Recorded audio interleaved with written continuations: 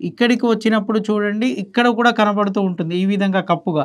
ఇది కూడా తప్పే. ఇది కూడా తప్పే. సో, వాయువ్య మూలకు పెట్టడం వల్ల ఉత్తరం గోడకు టచ్ చేసి, పడమర గోడకు టచ్ చేసి ఉంటాయి. ఇప్పటికి కూడా ఇళ్లలో కనబడుతున్నాయి. సో, ఇది వాయువ్యము కప్పుగా మారుతుంది. వాయువ్య దోషాన్ని ఏర్పాటు చేస్తుంది. సరే అలాంటప్పుడు మరి ఎక్కడ కట్టాలి అని మీరు అడుగుతూ ఉంటారు కాబట్టి ఇమ్మీడియేట్‌గా నేనేం చెప్తాను అంటే ఇక్కడ ఉన్నదాన్ని తొలగించేసేయండి. అక్కడ కట్టడానికి వీల్లేదు. ఇది కట్టే విధానంలో చాలా జాగ్రత్తగా గమనించండి. ఎలా కట్టాలి అంటే ఇప్పుడు ఇది ఉంది చూడండి. దీని మధ్య గ్యాప్ ఎక్కువగా ఉంటే మీరు ఇక్కడ కట్టుకోండి. ఇక్కడ టాయిలెట్ కట్టుకోండి. అప్పుడు ఎలా ఉండాలి? ఇక్కడి నుంచి గ్యాప్ ఉండాలి. ఇక్కడి నుంచి గ్యాప్ ఉండాలి. రెండిటి మధ్య గ్యాప్ మనం గమనించాలి. ఇటువైపు నుంచి గ్యాప్ రావాలి. ఇది తీసుకెళ్ళి అటువైపు టచ్ చేయకూడదు. చాలామంది ఏం చేస్తారంటే ఇది తీసుకెళ్ళి అటు టచ్ చేస్తారు. అంటే ముక్కు మీద కరోనా టైంలో చూడండి మనం మాస్క్ ఉంటే ఊపిరి ఆడకపోయేది.